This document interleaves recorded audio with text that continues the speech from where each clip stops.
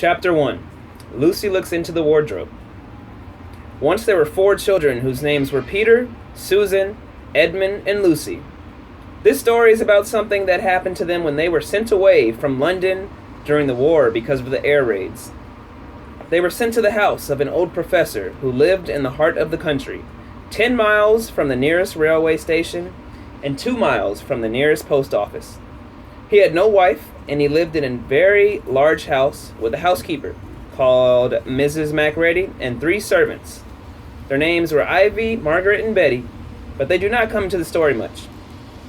He himself was a very old man with shaggy white hair, which grew over most of his face, as well as on his head, and they liked him almost at once. But on the first evening when he came out to meet them at the front door, he was so odd-looking that Lucy, who was the youngest, was a little afraid of him, and Edmund, who was the next youngest, wanted to laugh and had to keep on pretending he was blowing his nose to hide it. You know, like... As soon as they had said goodnight to the professor and gone upstairs on the first night, the boys came into the girls' room and they all talked it over. "We've fallen on our feet, and no mistake," said Peter. "This is going to be perfectly splendid. That old chap will let us do anything we like." "I think he's an old dear," said Susan. "Oh, come off it," said Edmund, who was tired and pretending not to be tired, which always made him bad-tempered. "Don't go on talking like that." "Like what?" said Susan. "And anyway, it's time you were in bed." "Trying to talk like mother," said Edmund. "And who are you to say when I'm to go to bed? Go to bed yourself." Hadn't we all better go to bed?" said Lucy. "There's sure to be a row if we're heard talking here." So in that instance, row, there's sure to be a disturbance if we're heard talking. "No, there won't," said Peter. "I tell you, this is the sort of house where no one's going to mind what we do. Anyway, they won't hear us. It's about 10 minutes' walk from here down to that dining room, and any amount of stairs and passages in between." "What's that noise?" said Lucy, suddenly. It was a far larger house than she had ever been in before, and the thought of all those long passages and rows of doors leading into empty rooms was beginning to make her feel a little creepy. "It's only a bird, silly," said Edmund. "It's an owl," said Peter. "This is going to be a wonderful place for birds. I shall go to bed now. I say, let's go and explore tomorrow. You might find anything in a place like this." Foreshadowing. "Did you see those mountains as we came along? And the woods? There might be eagles." Foreshadowing some more. "There might be stags. There'll be hawks." "Badgers," said Lucy. "Foxes," said Edmund. "Rabbits," said Susan. Foreshadowing. But when the next morning came, there was a steady rain falling, so thick that when you looked out the window, you could see neither the mountains, nor the wood, nor even the stream in the garden. "Of course it would be raining," said Edmund. They had just finished their breakfast with the professor and were upstairs in the room he had set apart for them, a long, low room with 2 windows looking out in one direction and 2 in the other. "Do stop grumbling, Ed," said Susan. 10 to 1 it'll clear up in an hour or so, and in the meantime, we're pretty well off. There's a wireless and lots of books." How you doing, sir?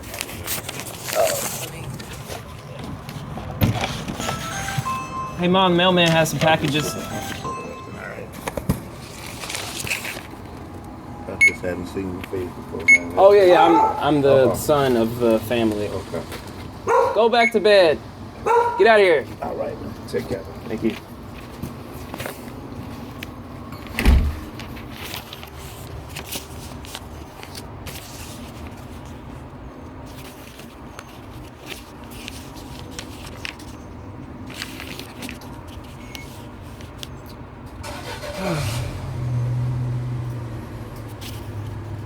I'm trying to figure out where I left.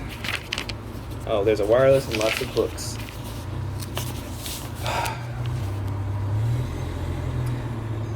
"Not for me," said Peter. "I'm going to explore in the house." Everyone agreed to this, and that was how the adventures began.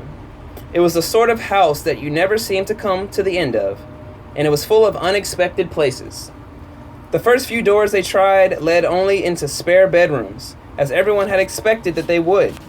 But soon, they came to a very long room full of pictures, and and there they found a suit of armor. And after that was a room all hung with green, with a harp in one corner, and then came 3 steps down and 5 steps up, and then a kind of little upstairs hall and a door that led out onto a balcony. And then a whole series of rooms that led into each other and were lined with books, most of them very old books, and some bigger than a Bible in church. And shortly after that, they looked into a room that was quite empty except for one big wardrobe. Here we go. That's the wardrobe right there. The sort that has a looking glass in the door. There was nothing else in the room at all except the dead blue bottle on the windowsill. "Nothing there," said Peter, and they all trooped out again, all except Lucy. She stayed behind because she thought it would be worthwhile trying the door of the wardrobe, even though she felt almost sure that it would be locked. To her surprise, it opened quite easily, and 2 mothballs dropped out. Looking into the inside, she saw several coats hanging up, mostly long fur coats. There's nothing Lucy liked so much as the smell and feel of fur. She immediately stepped into the wardrobe and got in among the coats and rubbed her face against them, leaving the door open, of course, because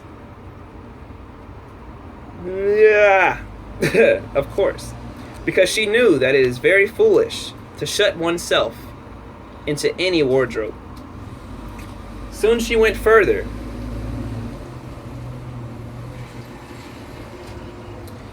Oh, that was the mailman again. Soon she went further in and found that there was a second row of coats hanging up behind the first one. It was almost quite dark in there, and she kept her arms stretched out in front of her so as not to bump her face into the back of the wardrobe. She took a step further in, then 2 or 3 steps, always expecting to feel woodwork against the tips of her fingers, but she could not feel it.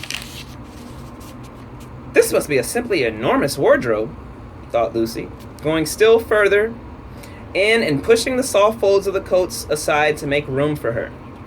Then she noticed that there was something crunching under her feet. "I wonder if that's more mothballs," she thought, stooping down to feel it with her hand. But instead of feeling the hard, smooth wood of the floor of the wardrobe, she felt something soft and powdery and extremely cold. "This is very queer," she said, and went on a step or 2 further. Next moment, she found that what was rubbing against her face and hands was no longer soft fur, but something hard and rough and even prickly. "Why, it is just like branches of trees," exclaimed Lucy. And then she saw that there was a light ahead of her, not a few inches away, where the back of the wardrobe ought to have been, but a long way off. Something cold and soft was falling on her. A moment later, she found that she was standing in the middle of a wood at nighttime with snow under her feet and snowflakes falling through the air. Lucy felt a little frightened, but she felt very inquisitive and excited as well. She looked back over her shoulder, and there, between the dark tree trunks, she could still see the open doorway of the wardrobe and even catch a glimpse of the empty room from which she had set out. She had, of course, left the door open, for she knew that it was a very silly thing to do, to shut oneself inside of a wardrobe. It seemed to still be daylight there. "I can always get back if anything goes wrong," thought Lucy. She began to walk forward, crunch, crunch, over the snow, and through the wood towards the other light. In about 10 minutes, she reached it and found that it was a lamppost. As she stood looking at it, wondering why there was a lamppost in the middle of a wood, and wondering what to do next, she heard a pitter-patter of feet coming towards her. And soon after that, a very strange person stepped out from among the trees into the light of the lamppost. Sleepy, you are really killing this right now. I'm sorry. I can't right now. I have to keep recording. I will call you right back. He was only a little taller than Lucy herself, and he carried over his head an umbrella, white with snow. From the waist upward, he was like a man, but his legs were shaped like a goat's. The hair on him was glossy black, and instead of feet, he had goat's hoofs. He also had a tail, but Lucy did not notice this at first because it was neatly caught up over the arm that held the umbrella so as to keep it from trailing in the snow. He had a red woolen muffler round his neck, and his skin was rather reddish too. He had a strange but pleasant little face, with a short pointed beard and curly hair, and out of the hair there stuck 2 horns, one on each side of his head. His forehead. One of his hands, as I have said, held the umbrella. In the other arm he carried several brown paper parcels. What with the parcels and the snow, it looked just as if he had been doing his Christmas shopping. He was a fawn, and when he saw Lucy, he gave such a start of surprise that he dropped all of his parcels. "Goodness gracious me!" exclaimed the fawn. All right. So that is the end of chapter 1. Next is chapter 2, what Lucy found there inside the wardrobe. So we will conclude the video right here, and I will make a 3rd video for chapter 1. Was this? Yes. I'm sorry. Was this OBS or This host, the mailman. Sorry.